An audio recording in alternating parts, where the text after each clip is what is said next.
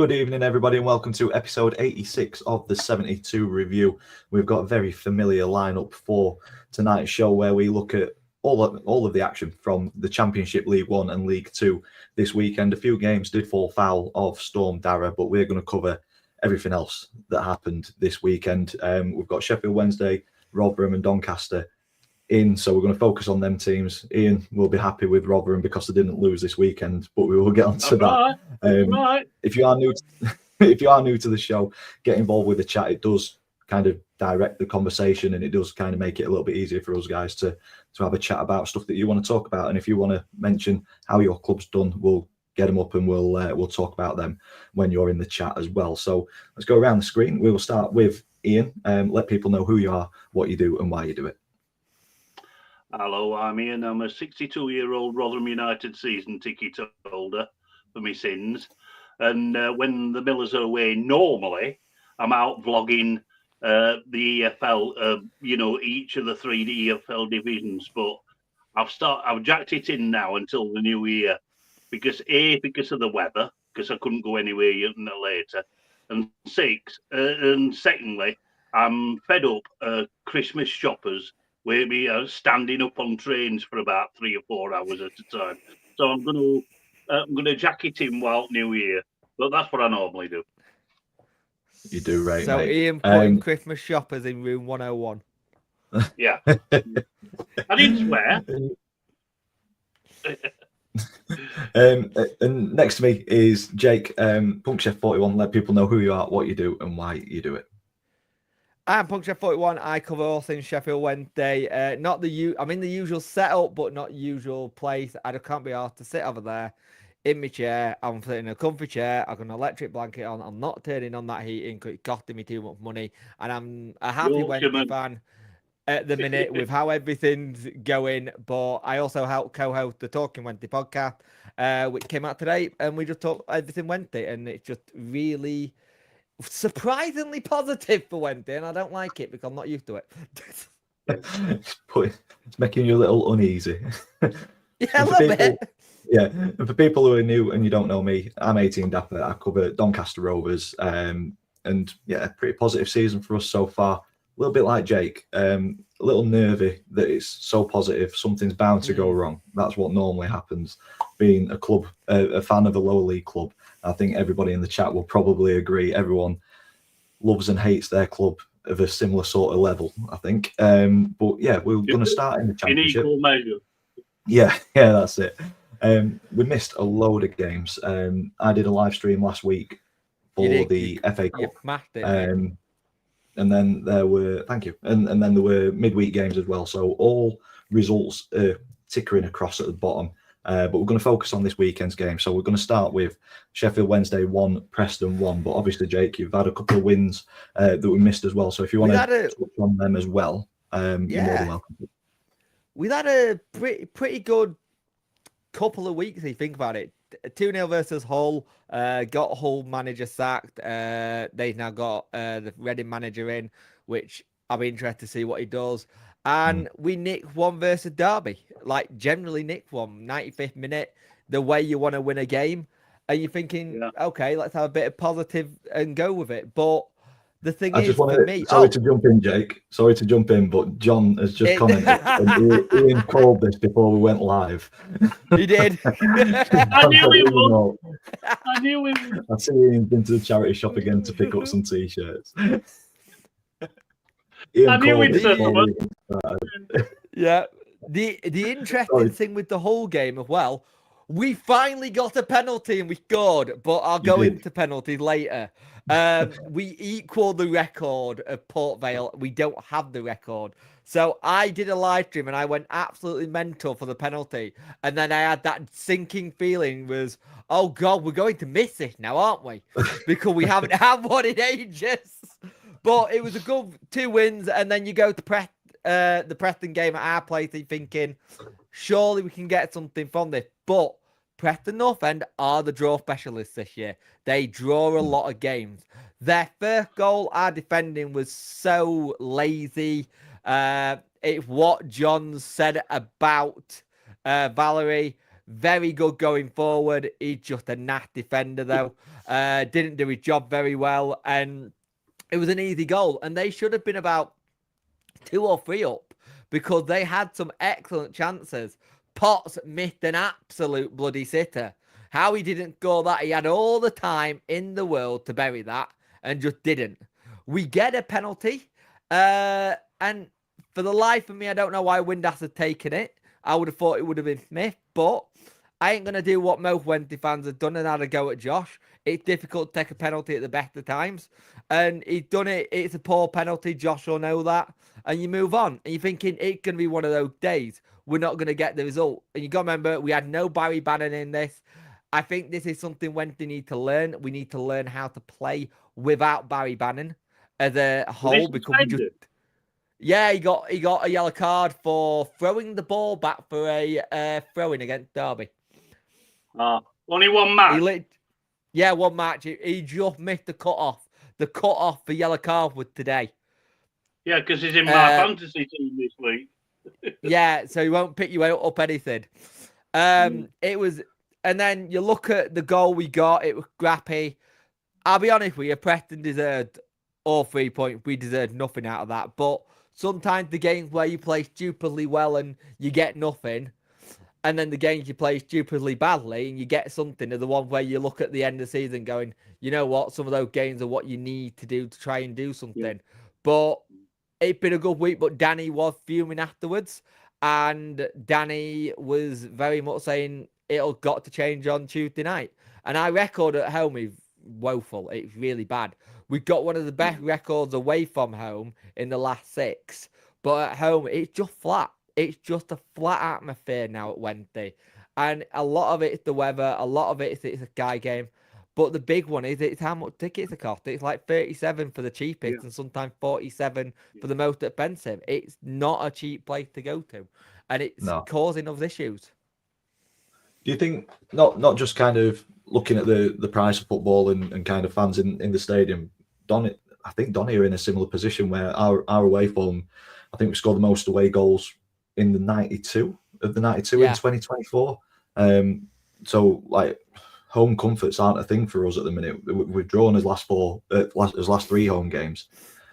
I find that teams come in and really sit in and be really compact and difficult to break down. Are you finding similar at Sheffield Wednesday? Are you going to away games and teams are coming at you and leaving gaps that you can exploit? Because I think that's what's happening with Donny. I think that's a little bit of it. But how's the atmosphere at Donny? Is it flat? Does it take a while to get going? Yeah, because at Wednesday it takes ages to get going, and I think it's the only reason we do well away. Because the fans are up for it. They've had a long journey. They've had a couple of pints. Then at home, there's nothing. I think you always get that at away games. The atmosphere is always decent at away fixtures. But I think for speaking from a Donny perspective, you need something to spark the fans at home. So be that a full-blooded tackle or a chance early on, something to really get people going. And we've not had that over recent weeks. It's taken 20-30 minutes for us to really kind of click into gear and get some sort of momentum in the game. So I think the onus is on the players to really do something to get the fans going. But we have the thing with us, they need the fans behind them as well, don't they? Yeah, I think for us, our big thing is that in any team attacks us, there's a nervousness in the stadium. You can it feels like there's going to be a goal. There's that nervous energy that's constantly around when someone attacks, and I think at times you need to get rid of that. And if you noticed, when they only seem to get going when we go a goal behind, we are one of the worst teams at the minute to concede, and then we wake up and we play. We have to be that team that go forward straight away, and I think that's something that's very telling at the minute. It'll be interesting to see what Danny does in the next couple of games just to try and fix that, because we've got a couple of games that are away where I think we'll do better than at home, because I think the atmosphere makes a big difference. If you've got a crowd behind you, give the players a lift. It's the old cliche of, the crowd are the 13th person or whatever. Yeah, but it's 12th man, isn't it? Yeah. 12 man. Yeah, 12th man, that's it. Yeah. But I think it can be a bit of a cliche as well. When they're not on it, the player can be like, well, what we've done wrong? Why they? But I will take a draw when we're playing badly because at the end of the day, these are the games where you look at you go, okay, it's a draw. It's not what we wanted, but you wipe yourself down, you start again. Yeah, you've hit the nail on the head.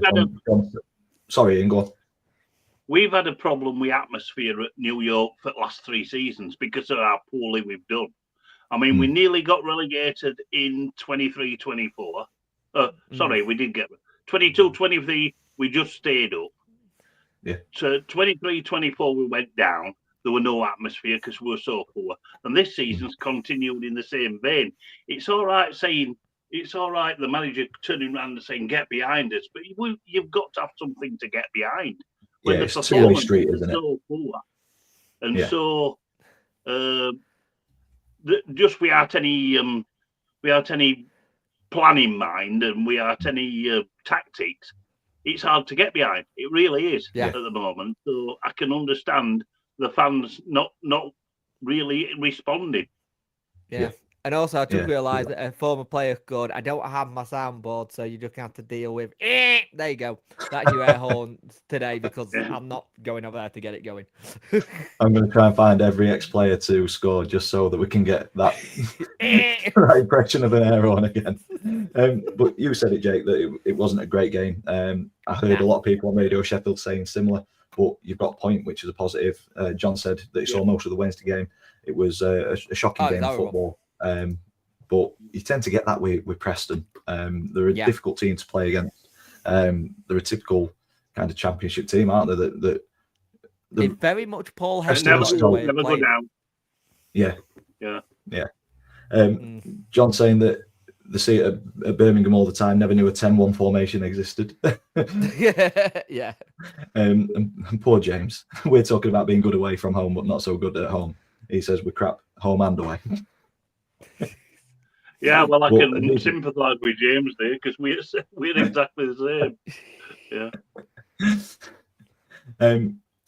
Ian, any game in the Championship tickle your fancy this weekend? I mean, ATID is not coming up in the chat yet. He's had a positive weekend with the game being postponed. A difficult week before that, conceding 10. Wayne Rooney potentially on the cusp of getting sacked. Do you think? Who knows? That'll be a surprise, won't it? I don't know if they can afford it. It depends what sort of contract he's got. Yeah. I really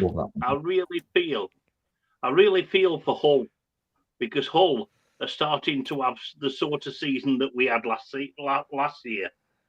They just can't buy a goal. They're well in control of this game and lost 1-0 to an own goal. Yeah. They're the I'm hoping it results continues that we until have. the 13th of January. Yeah. Grant McCann derby. Yeah. All that in FA Cup, Ruben Sellers is a good appointment because he's done really well at Reading. But having said that, Reading are a division below. He's never managed the second tier before, so it's a bit of a shot in the dark. But I think it's a good appointment. Really good players. Yeah. But a bad team to go to. I think he needed to go to someone. I think if Plymouth had got him, say after Rooney, I think you go right. That's the right progression to move on to. But their owner batshit crazy. Well, the thing is, right? I mean, Sellers has gone from one club with ownership issues to another. Yeah. So at least they've got some experience in that. I suppose so. Yeah. But Hull have got some really good players. And to be honest with you, I mean, results will have to start picking up very soon, or else they'll get cut adrift a little bit. Yeah. I suppose Sellers has got a similar job to Almiron at United, where there's players there that are capable and have got quality, but something's not quite clicking with the squad. So yeah. I think like John said, to be fair, can do well at Reading. Hull will feel like an easy gig. Yeah, possibly. Yeah. The thing is, you look at this game as well. Hull City get rid of Rossini, Blackburn get Eustace. The difference in the whole situation. Yeah. John that was another stupid sack in that. stupid sacking that with Rossini at Hull. So we're doing really well. Yeah, he had him playing good football, didn't he? Yeah. But yeah, John said a super result for Pompey, 3-0 against good Bristol result. City, who hammered Plymouth midweek 4-0, I believe, if I remember rightly. So yeah, great result for Pompey. Three goals, 3 different scorers. That Colby Bishop coming back from injury as well, I believe. Yeah, he will come back from something really serious as well, as I understand. Pompey will always do okay at Fratton Park. It's their away form I worry about sometimes, you know. Yeah. I think they'll have a reasonably good record at home, but they don't seem to travel very well. But it's a good, positive result for them. And also, they've done well. They've done well sticking with the manager that got them promoted and not done the knee-jerk thing and sacked him because they've had a poor start. Yeah, because we've said a few times, haven't we, that they had a really, really difficult start in terms of the teams that they were playing. But then they had like that spell of games or that patch of games where we expected them to pick up a few more points than what they did. So there could be nerves kind of setting in there that it's not quite going to plan. But results like this will show that they have got capability of going toe to toe with decent championship teams, and they've probably got enough to survive. Like you say, Fratton Park's going to be a massive contributing factor to if they survive or not, isn't it? Yeah, they have got a few games in hand as well. Because you got to remember they had that Millwall game where the lights went out at Fratton Park. Yeah, John said they've got a few games in hand to get some good results in, then they'll be sitting fine. Yeah, definitely. I agree. James said, "Where's ATID? Would love to see his reaction to Plymouth's recent games." He may be in later, and I'm sure he will give us an honest reaction to the 2 poor performances from Plymouth. He's always honest. Yeah, he is. Yeah. And Neil said, "In hiding if there's any sense. Otherwise, he's on an uncovered mission to take Rooney out." Jake, any other fixtures in the Championship that you want to touch on, mate? Good win for Coventry, or should I say Frank Lampard Coventry? That's a very good win. And it keeps them a little bit more in that position where you can see progression. You can see progress. I thought what he said to the players when he came in on social media, I thought it was good. I thought it was a good way of saying it's not about me. It's not about the coaches. It's about you guys. I might be the big name, but your guys are going to be the ones that prove it. And if what those ones where you look at it, it goes, and I see it like the Derby appointment. You give him time but stay this time. Don't get the opportunity to jump ship. Stay here, build something. Because you can turn into a manager that builds things like a Darren Moore, like a Mark Robbins. You'll have more staying power than going for the first big job that comes. Yeah. And I think Frank Lampard's issue been he'd gone for the Prem job. He'd gone for the Prem job because that's where he thinks he is. And I think going down back to the Championship where he did very well with Derby and he got Coventry playing quite well, because look at that, 9 shots Millwall had at home and none on target. Yeah. Harris will have been fuming.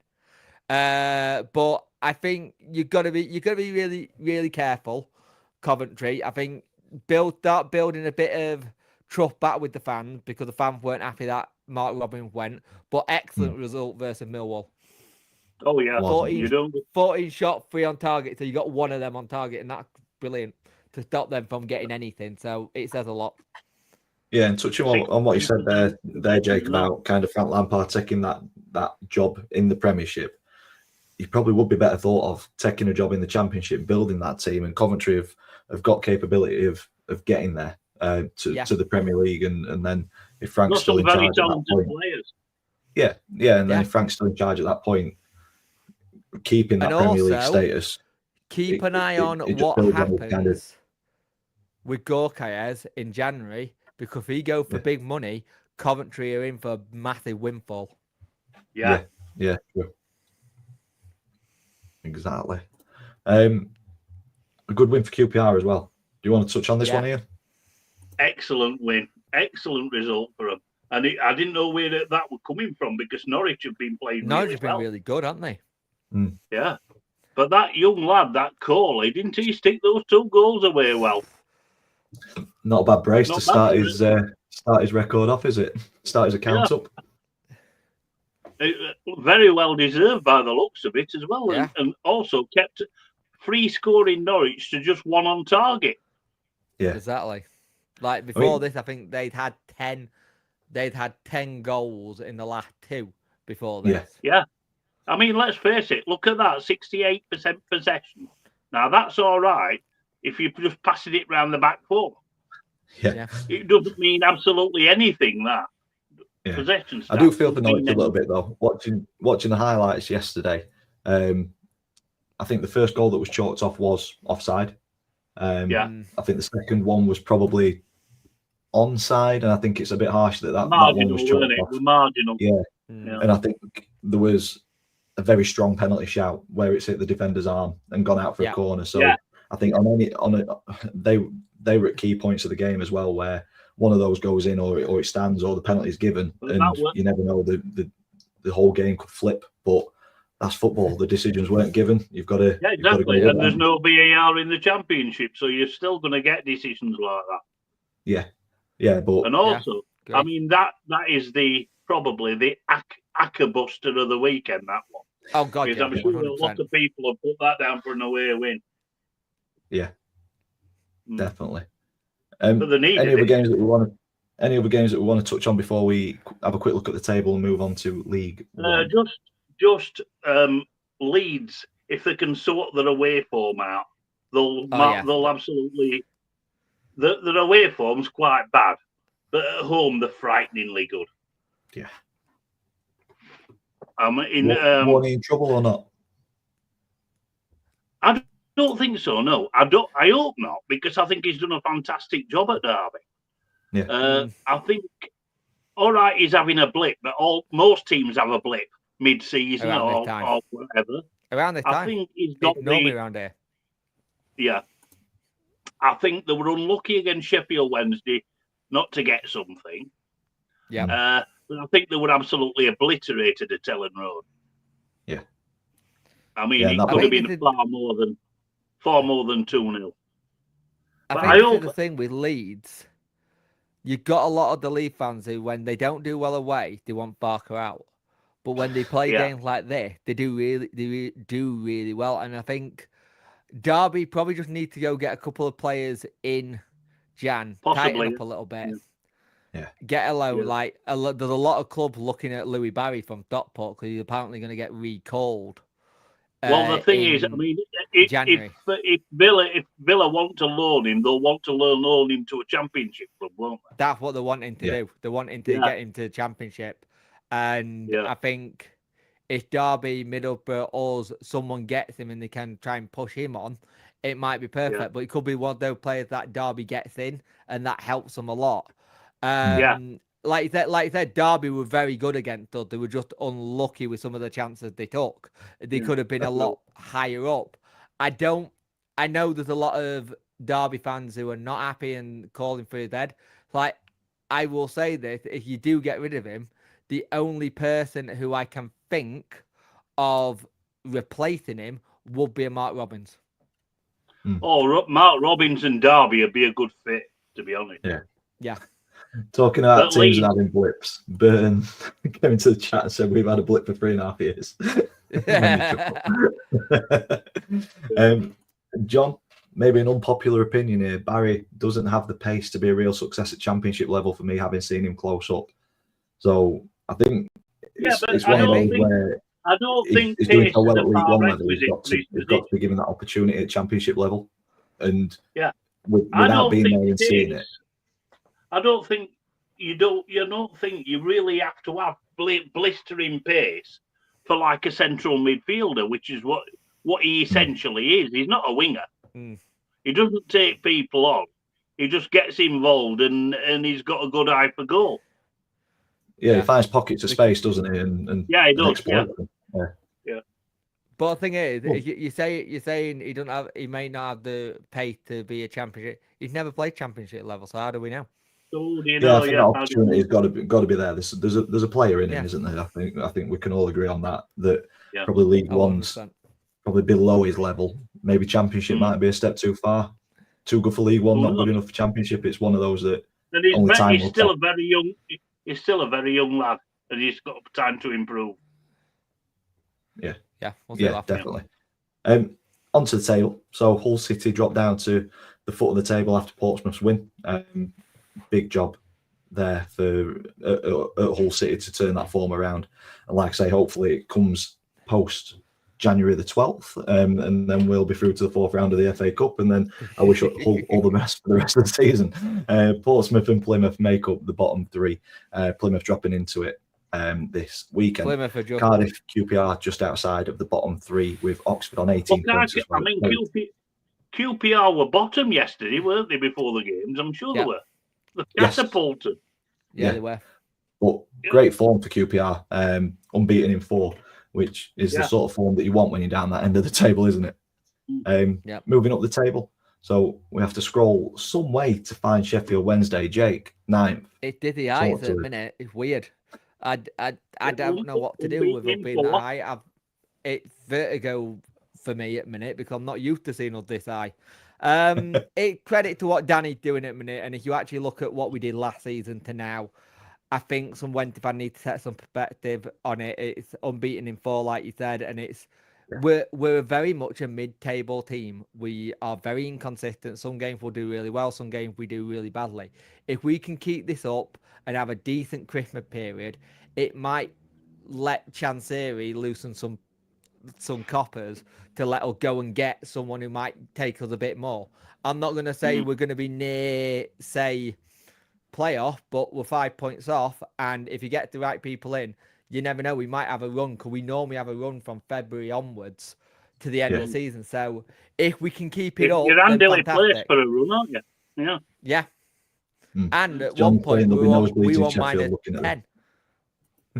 We were on like minus 10 goal difference, so we tightened up a little bit. Yeah, I was going to ask that. To be fair, you've scored 23, let in 28. Is that the area where you think January will be focused on defence?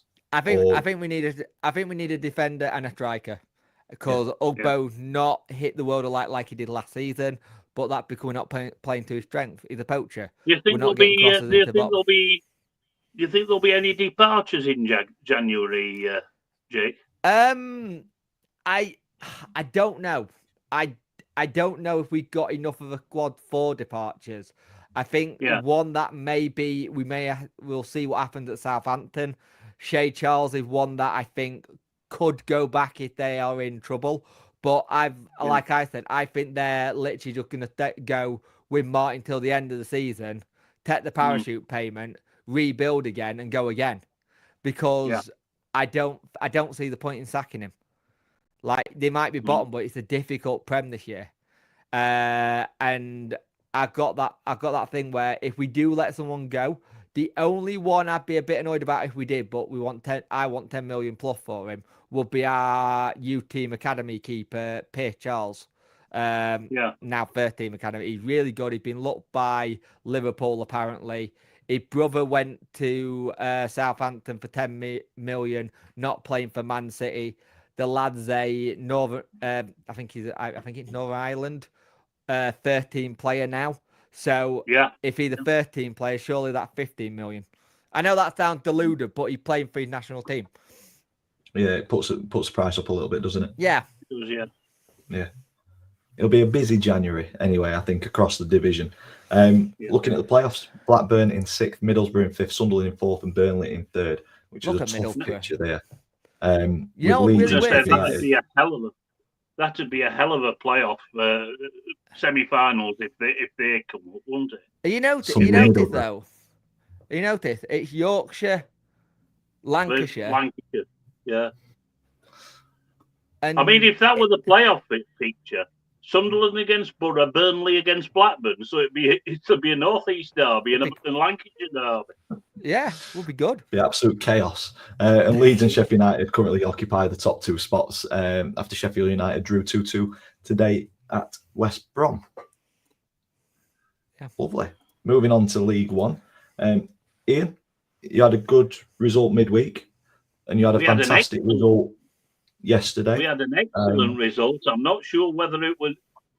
I'm not sure whether it was deserved or not against Lincoln.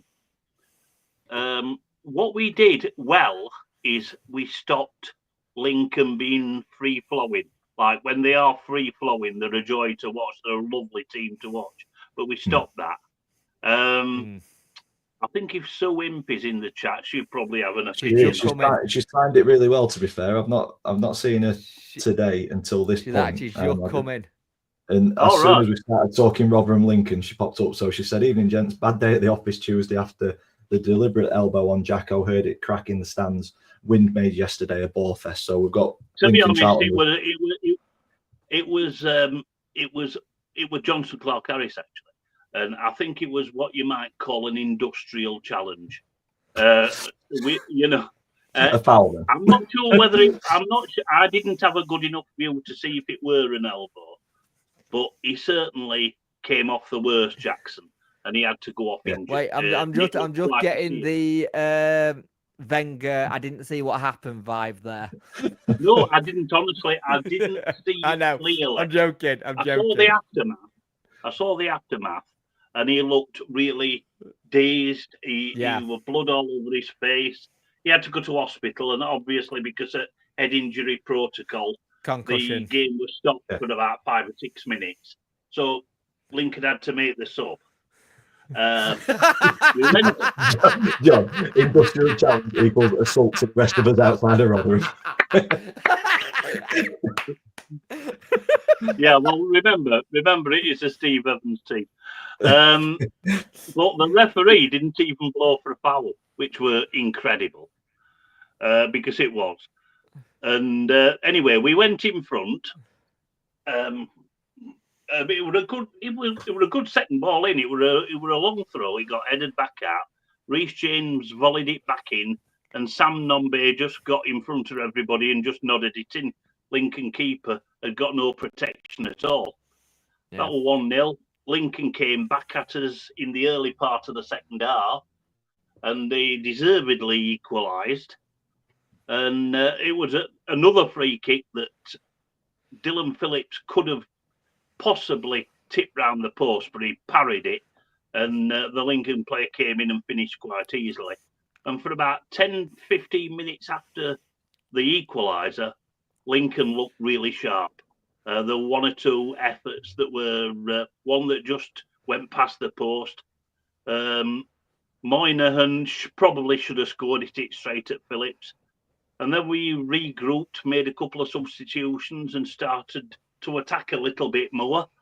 And we got the second goal from a set piece, which is unlike us this season. Malik Wilkes passed the ball to just from a corner. Joe Powell whipped it in, and Sean Raggett, ex-Lincoln player, who was stood on his own on the penalty spot, he couldn't miss. And after that, Lincoln still looked dangerous on the break, but we worked hard. We didn't play well, but we worked hard, and we stopped doing what Lincoln do. We stopped Lincoln doing what they do best, and we rode it out and got an absolutely vital 3 points. And with the weekend results, we'd have, if we hadn't have won that, we'd have been in the bottom 4. So now, no. Sue's asked, push on Ben House, penalty, yes, no, absolutely not, no. And then John's doubled down on his banter towards your t-shirt here. It's that t-shirt, common knowledge that wearing that team stuff decreases your football IQ. I'm watching John. I watch a Steve Evans team week in, week out. So what football IQ do you think I am? But I'm not saying that we deserve to beat Lincoln. I'm just saying we did beat Lincoln. Yeah. I think Lincoln at the moment are in a little bit of a trough, if you know what I mean, where things aren't seem to be going right. But I think if Skubala sticks at it and sticks at his way of playing, I think it will come right for Lincoln. I think they're the right philosophy, don't they? Absolutely. They're lovely to watch. The right way. Yeah, they're nice to watch, yeah. And a word on the Lincoln fans. It were an awful night, I think there were 1,200 on them there, and they made some noise. I think they were a credit to the club, and they were right what they said. Football in a library, because our lot don't get behind the team at all. Yeah. John said Lincoln for me, as Sue has already said, lack goals, just need a new forward, and they'll be sound. On to the weekend. Decent Saturday for you, Ian. Your game was called off. Oh, fantastic Saturday. Yeah, that's right. An away game, and we didn't lose. The problem is, where does the game get played when they reschedule it? Well, I think it'll be the last midweek in January, because we'd already penciled that in for the Bolton home game, which were postponed because of international call-ups. But now we are playing Bolton at home on Cup third round Saturday, so that's freed that midweek spot. So when you guys are in the FA Cup, we are playing Bolton in a league game on that day. So that actually worked out brilliant for me, because I'm going to. They've rearranged the Sheffield United against Cardiff FA Cup tie for the Thursday night, so I can do that. Weird. I can do that. Sheffield United Cardiff on Thursday, and go to our league game on Saturday. So it's worked out brilliant. Yeah. Good stuff. Jake, any League One game that you want to touch on? Cracking result for Cambridge, and got fastest started, didn't they? They played. Ainsworth's got a job on there. Oh, Jake, Claxon, John Marquis penalty. Oh God, yeah. There you go. I don't have my Claxon this week, and I don't like it, and I can see the board and everything. It's a really good result for Cambridge, and they seem to be okay at home. And then again, it's a away performance that they struggle with. But really good start for them. Played well. He got his second, took that well. Oh, damn it! Another Claxon. Chikundra, can we use to play for us? Yeah. So really good play, but Shrewsbury, I think he can struggle there. I think if Gary Monk can get this working and get him out of it, fantastic. But I think it's gonna be one of those ones where it'll be close if he gets them out. I think it'll be a last game of the season to get him out of trouble. But he's making them put up a fight, and that's what you want around that area, and that's what you want. Yes, it is. Yeah, I really fear for Shrewsbury, because Ainsworth's taking the mother of all jobs on down there. There seemed to be no confidence. They're leaking goals like nobody's business. I mean, I think they've had about 2 or 3 wins all season, and one of them were against Birmingham, which were unbelievable. Yeah. John's on fire tonight. Yeah. Put some effort into the Claxon, Jake. That was poor, as Ian's fashion sense tonight. You just sat with our thought, meh.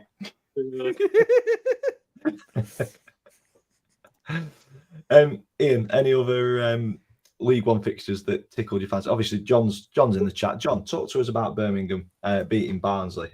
From everything that I've read, seen, Barnsley were unfortunate to lose this one. Am I right in saying that, or not? Obviously, Jay Stansfield, a couple of goals on the hour and 79 minutes after being good finishes as well.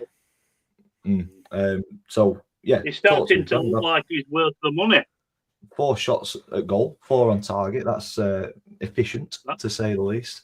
2 of those have gone in the back of the net. You've scored for Barnsley as well, which is always nice. But yeah, Barnsley, 9 shots, 5 on target. Obviously, Birmingham had more of the possession. Was it a deserved win, or was it one of those hard-fought ones in tough conditions that maybe shouldn't have gone your way? The red card won't have helped, will it? The red card won't have helped. Question for you. How do you feel about Barnsley at the minute? Because I feel like they're blowing hot and cold, and more cold than hot. I don't like them. With how they're playing. I don't like them either. John's coming. Shocking game of football. Conditions played a huge part. Barnsley's tactics to kick us off the pitch in the first 45 minutes came back to hurt them. 4 wins on the spin now. Bristol at home. Bristol Rovers at home on Saturday. So fair enough. It's a winnable game, isn't it?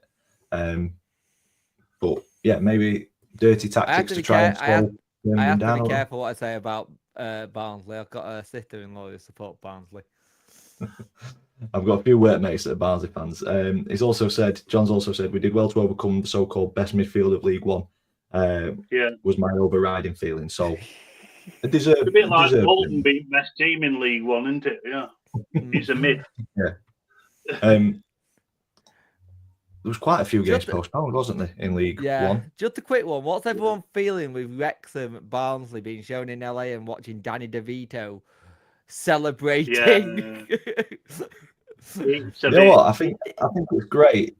We give Wrexham some stick and kind of the media circus that surrounds Wrexham. It's always going to be there, unfortunately. But for me, it's giving exposure to the league. I'm gonna say, isn't this a good thing because it's showing people that it's not just the Premier League? Surely this is a good thing because it's showing. I agree with that. Completely agree with that. It's showing them that it's not just the Premier League. There's other clubs other than Arsenal, Man United, Chelsea, Man City. Yeah, but I still think it's a bit tacky. I really do. I don't know why. I mean, I don't know what the average Wrexham season ticket holder for 40 years would think about it. I've spoken to a couple, and I think a couple of them have said it's nice to be finally talked about in a respectable way. Positive, yeah. Yeah. But I think you take away kind of that media circus that surrounds them. They're doing the business at this level, aren't they? We questioned it at the start of the season if they had enough in the squad, enough in the tank to compete at this level. Maybe it was going to be a consolidation season and then push on next season. Do you know they started really well? We questioned if they'd had the staying power. I think they're answering pretty resoundingly at the minute, aren't they? They're picking up results. Do you know in midweek when they won with a last minute goal and it were an Ollie Rathbone screamer? I wanted to bloody cry. Did you see it? Did you see Rathbone's goal? Yeah. In midweek. It was an absolute screamer from about 30 yards. Yeah. John said that Wrexham versus Birmingham is also being shown in LA at the same venue on the 23rd of January. They'll not be so happy when they get a great view of the Blues smashing their own record to bits. There's no light confidence. Yeah, it'll be a good game. That will be. I think Sue's hit the nail on the head. I think, given the option, I think we'd all take up the Hollywood effect for the money, exposure, everything that it's brought to Wrexham. I've been a Donny fan for 30 odd years, and I love to see Donny being talked about on the global. The closest you got was Louis Tomlinson. When Louis came in and did all that, and you did get big exposure. You got really big. Donny didn't capitalise on it enough. They saw it of what it was as a bit of a big thing. I knew John had popped in here. Almost fell over here in Boston. Nice things to say about Wrexham.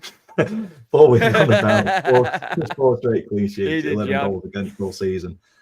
You can't be negative about them. They're doing the business, and from an unbiased kind of point of view, we've got our own opinions on like the media circus that surrounds it, and it does, I think, in certain respects, devalue some of the clubs in the EFL where it's constantly focused on Wrexham or Birmingham because of the status that their owners are.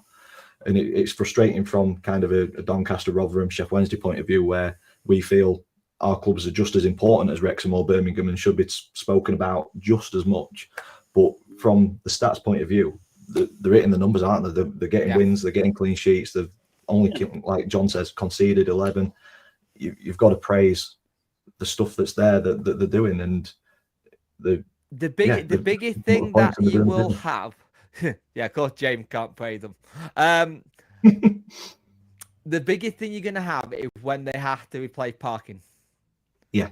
When they have to play, that'll be the biggest call they make and what they do, because and also that'll be their first big test.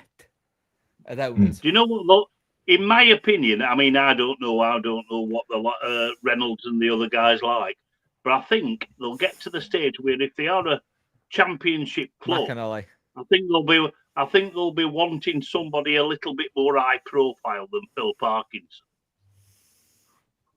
You know I'm what not I sure. mean? From the bits that I've seen, they seem to be really connected with the fan base and the community of Wrexham and stuff. And I think that's why I'm not too fussed about it, because it's not like they've come in and just been like, we're the owners. This is what we're doing. I don't think they been will. quite I think kind of they'll see open what with everybody. I think they'll see what the results go like and go from there. Maybe give Yeah, him possibly. Yeah. maybe give him a chance because of what he's done. But I watched the Welcome to Wrexham thing. I think it's brilliant. I think it's good for their exposure and stuff. And I think they actually seem very connected with the club. They're not doing it to make a profit. They lose money on Wrexham. They openly say we lose more money than we make. Yeah. And that says a lot, because a lot of people go into business to make money. They're not doing with this. Yeah. John's come in the chat and said that there are 2 other EFL games, not including Wrexham, being shown. I'm guessing that's at that LA. Yeah, at that place. Yeah. You don't know what Good. games they are, do you, John? If you do, pop them in the chat, It'll please, be mate. Barrow against Tranmere or somebody like that. That'll get bums on seats, won't it? It will, Any other games take your guys' fancy in League One before we have a look at the table and move on, because we're hurtling towards the hour Yeah, mark. let's just have a word about Reading. They've just lost the manager. They've just appointed Noel Hunt, and they're doing brilliant. They're doing absolutely superb. They've got a good side there, and really and truly, I mean, they probably should have beaten Wickham, who are the leaders. I just think they'll be well up there. I think I can see them getting a playoff spot, which would be brilliant for the club. I mean, I know they've not sorted their off-field issues out yet, but the players are doing the biz. Regardless of what's going off the field, the players are doing really well. Yeah, they are. So Ian's gone. He did say at the start of the video, or before we came live, that he forgot to charge his tablet, and it was on charge, and it may drop out at any point. So I'm guessing he's run out of battery, although it was on charge. I think he'd quickly gone to get his phone, and so before he comes back, we will move on to the league table, because there's bound to be another game that he wants to talk about. Bottom 4, Shrewsbury, Burton, Cambridge and Northampton. With Crawley just outside of the bottom 4, with Rotherham as well on 20 points. When Ian comes back in, we will ask him about Rotherham in 19th and if you can see that turning around or not. One of the games is Sheffield United versus Burnley in that place in LA. Sheffield United versus Burnley. One of the games. Yep. On the 26th of December, which makes sense. Burnley owners are American. I think Sheffield United new owners are going to be American. So there's that one, and I'll just find the next one. Here we go. John's coming. Coventry versus Leeds. There you go. So we're getting some championship stuff put in. Good stuff. Ian's back. Good. Hey, Rotherham. I think so. I think somebody up there. In internet land didn't like Reading.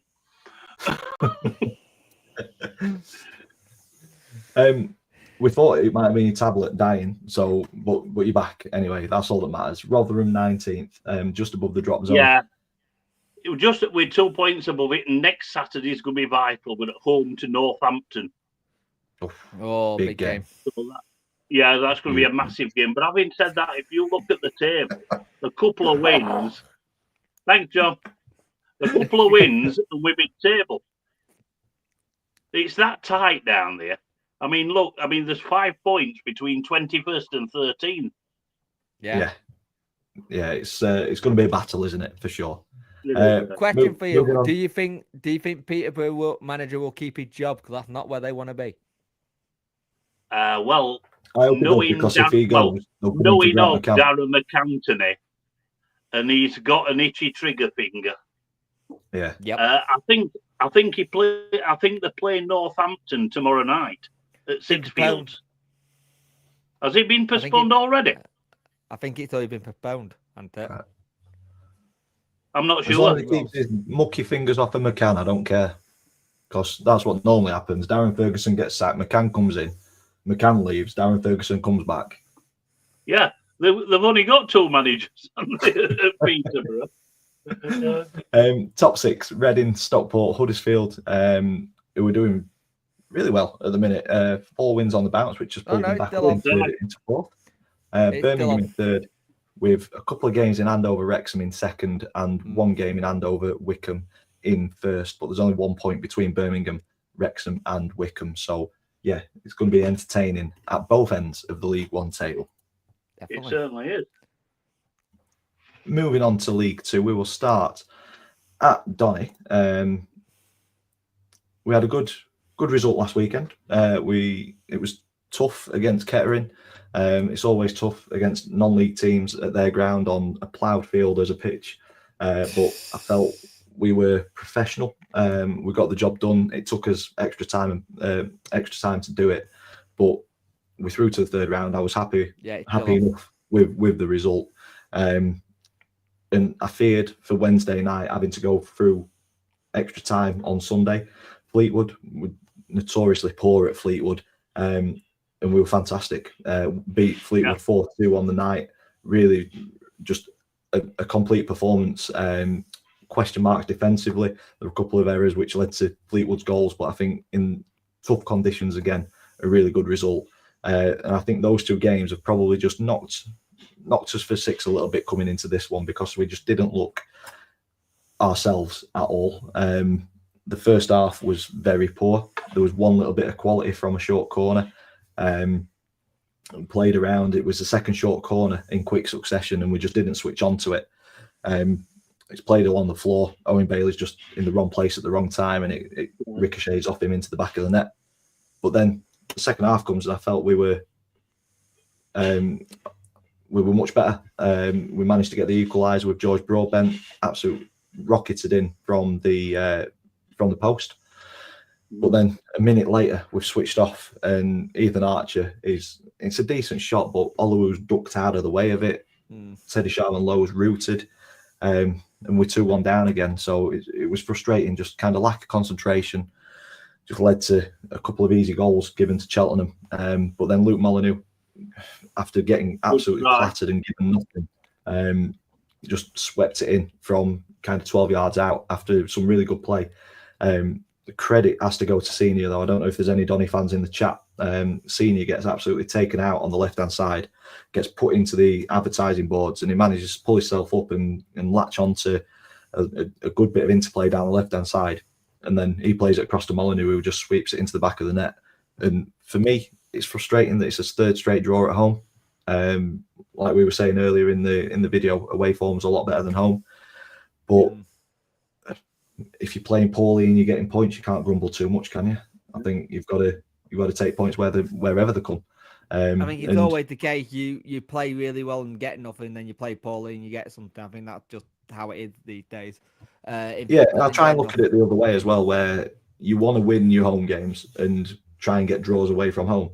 And at the minute, we've flipped that. We're winning games away, but drawing at home. So whichever way you look at it, you're still getting the same amount of points. It's just you're getting them at a different place. And it'd be nice to start winning games at home. I think if it continues, it will end up impacting us. I don't think we'll make top 3 if his home form doesn't improve. But there's a lot of football to be played, so I think it's been a tough week. January window well to come. So yeah. But yeah, I think it's just been a really tough week, and that was kind of the end of the week, just basically being burnt out more than anything. So I'm hoping that we have a lot of changes in the Bristol Street Motors Trophy, or Ventoux Trophy now, whatever it's called. They change the name of it 4 times a season, don't they? Yeah. So I'm hoping for a lot of changes midweek for that, and then we've got Wimbledon next week away from home. So that's a tough game. But if you're making changes, do you want to put a name change for that trophy again? Then is that what you're gonna do? I need to sort that out. Mark said that penalty according to EFL rules, pulling Ironside down. I thought it was a penalty late on. I really do, but it wasn't given. And Mark's also said that Grant's going for a forward in January. He's got one lined up. I've seen a few names banded about. I'm not sure which one's true, which one's. Don't be too excited if it's Jordan Hugill. Do you know what? That's one name that I haven't heard banded about, but I'm sure we will find out soon enough who is put a bid in for. We've got a good link with Manchester United. We've sent youngsters there, and youngsters have come back. So I think it could potentially be a Man U youngster. We'll see. I'm not sure, but yeah, 2-2. Happy, frustrated, but happy enough. Yeah. We did have, if I can find them, Daniel came into the chat. It's a name that I don't recognise, so welcome to the show, mate. I hope you're enjoying it. He said, Gillingham fan here, lucky to beat Salford City, so we'll have a look at this one. It was 1-0. I really enjoyed Gills in the Blood, fantastic content creator. And Daniel said, Mark Bonner still needs to be shown the door because he's not good enough to take us up. So, he did a great job at Cambridge. It did, but I think for me, Gillingham probably had aspirations similar to Doncaster's this season, aiming for kind of top 3 minimum playoffs. It's not quite happening, is it? I mean, I think the problem is that Gillingham have it another one where it's another manager goes, where you're making it a job that isn't attractive and unattainable. That's the only problem if you keep going through managers a lot. People then question the ownership. And it makes it harder to get somebody to stay to the vision and to the what's the word I'm looking for? Project. I mean, that's my only thing. Yeah. You start, like you say, you bring a manager in wanting to build something over a long period of time, and then it's not quite working as quickly as you wanted it to. You swap that manager, you're starting from square one again, aren't you? Yeah. Difficult. You don't want the Watford model, do you? No, certainly not. Neil's a bit disappointed with this result. Could have done with it saying 0-0 after their draw with Crewe, because that puts Gillingham above Bradford. I think that's probably a good place to go. Neil, talk to us about Bradford City 1, Crewe 1. Omar Bogle. Oh, Jake Claxon. It got better. I think. Good result. Omar Bogle puts Crewe in front on 47 minutes. Alec Patterson on 55, and then gets a red card. I've not seen any highlights. Have you guys? No, I saw it. Yeah, I just saw the goals. I mean, by the looks of it, it's quite an even game, and Crewe have been flying, so that's not a bad result for Bradford. That was it a red card?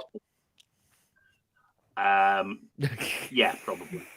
It was a second yellow, I think. I think it wasn't, I don't think it was a straight red. I'm not sure. But I'm sure, Neil said that they played very well in atrocious wind.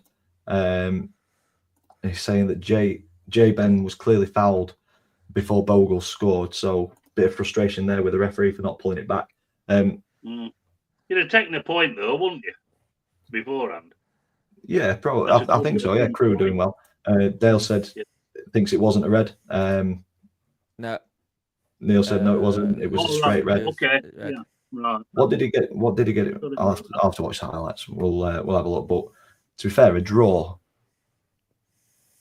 was a good result for Donny because, like I say, Crewe were doing well. They're up at the right end of the table.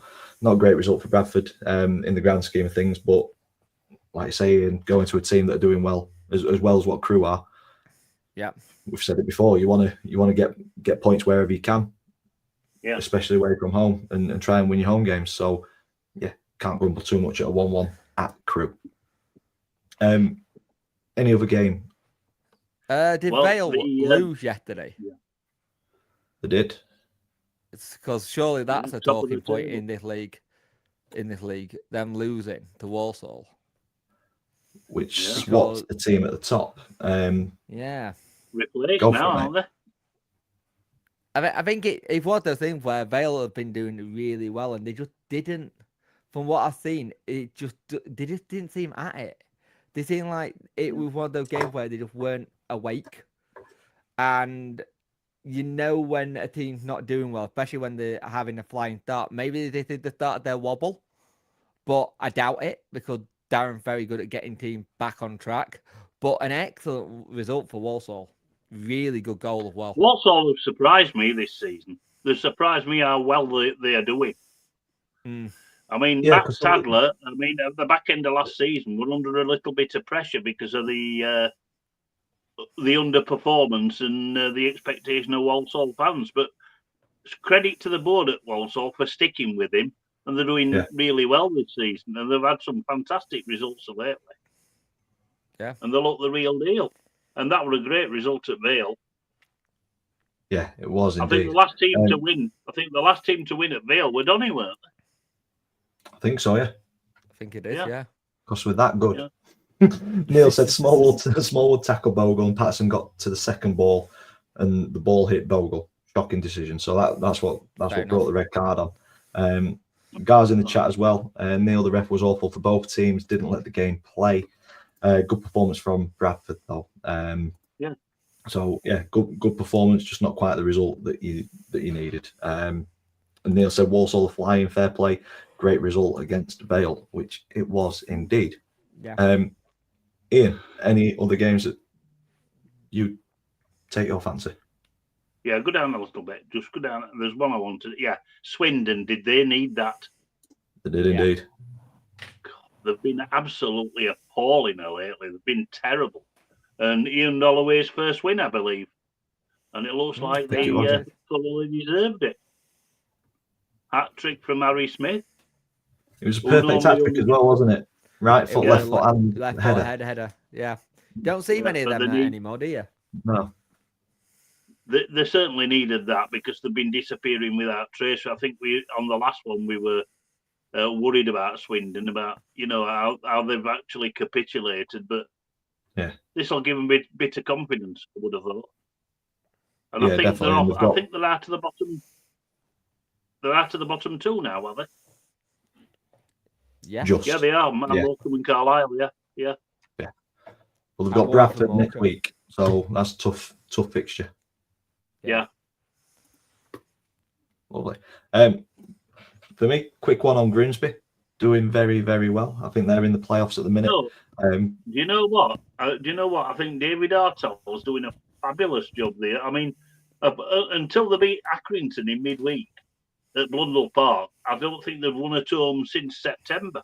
But away from home, there's nobody in EFL better than them.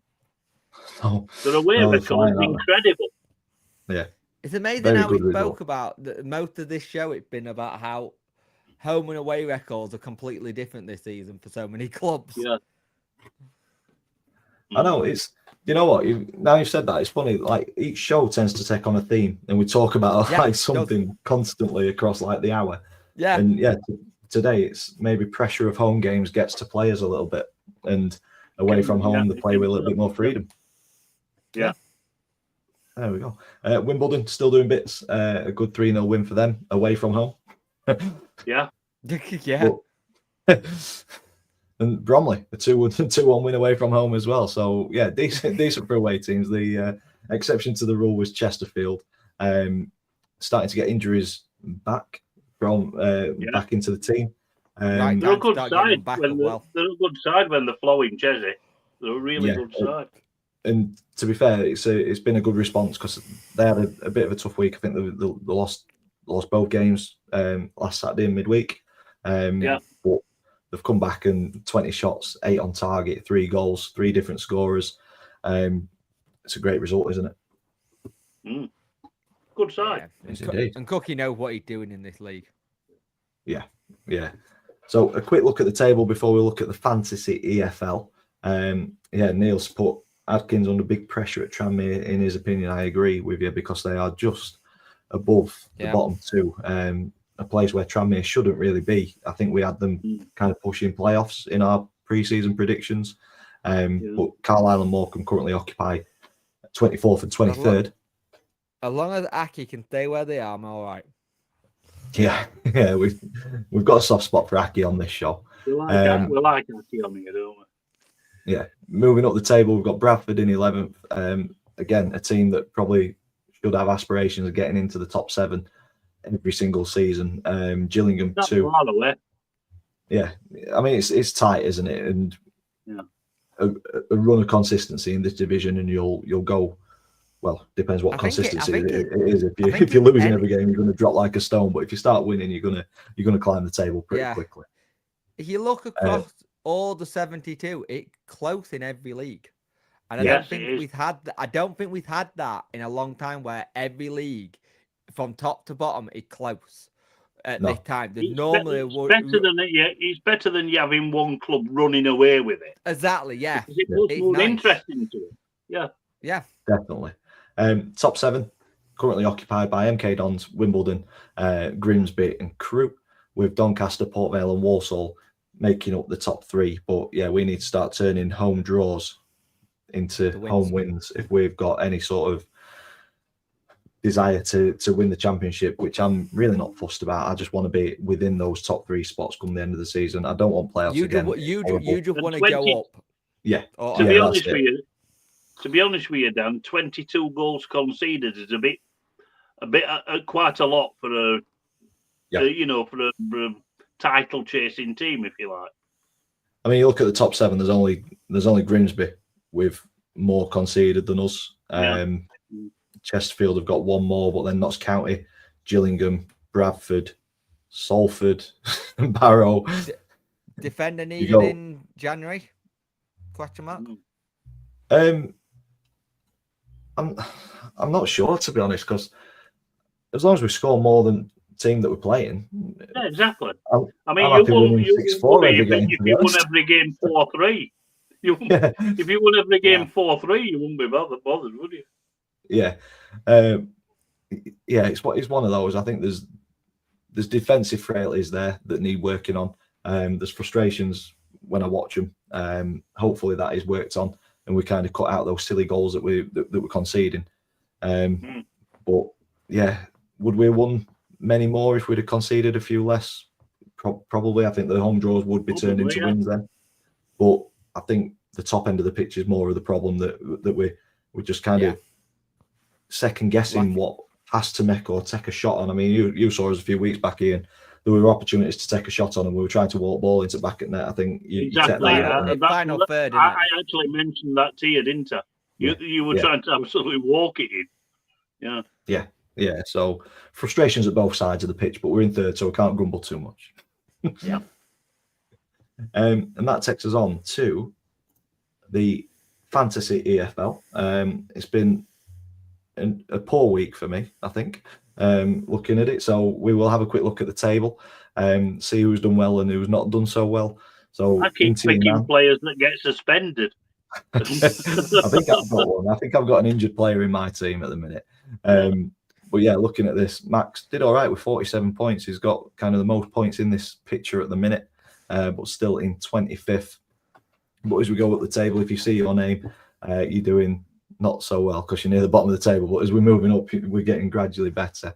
I've dropped down to 15th. I finally broke the 1,000-point mark, 36 points, but not enough to really make an impact above me.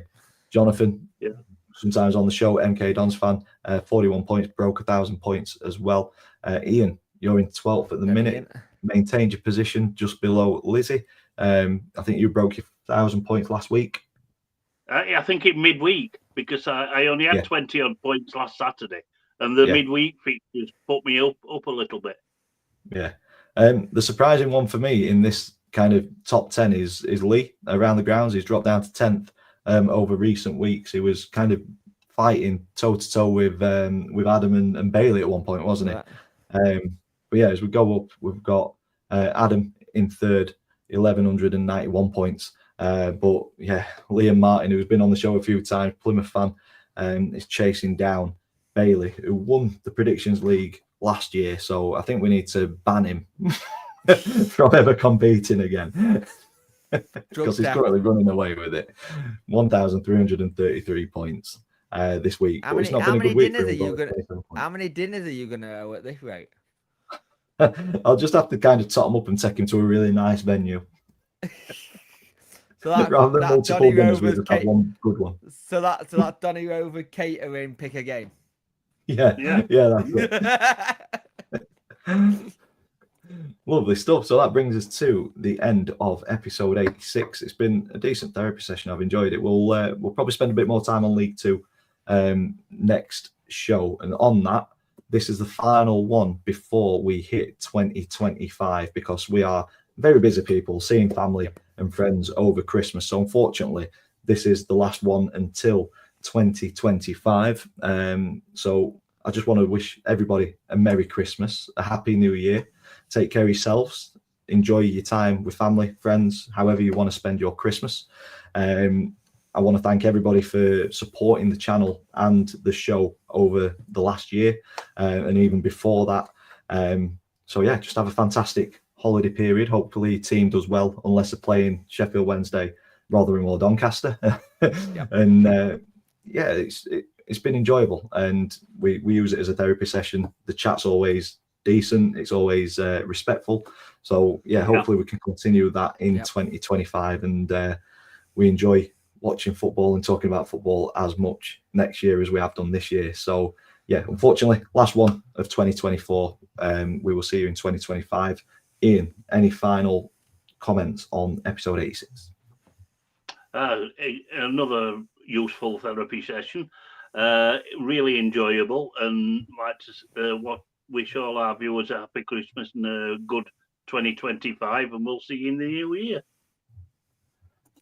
Neil, I literally just said this is the last show. You're not listening to that speech. To answer the question, Neil, no, this is the last one. This is the last one. Jake, any final words, mate? Just have a safe and happy Christmas and a happy New Year, and just look after yourselves. At the end of the day, we all do this because we love what we're doing. We love supporting our clubs. But I will say this now, when we start show back in January, if ATID hasn't turned up, we are sending out a cert party. We don't have a picture of him. We'll just put his handle on a piece of paper and hand it out to people, because he's gone missing and we don't know where he is.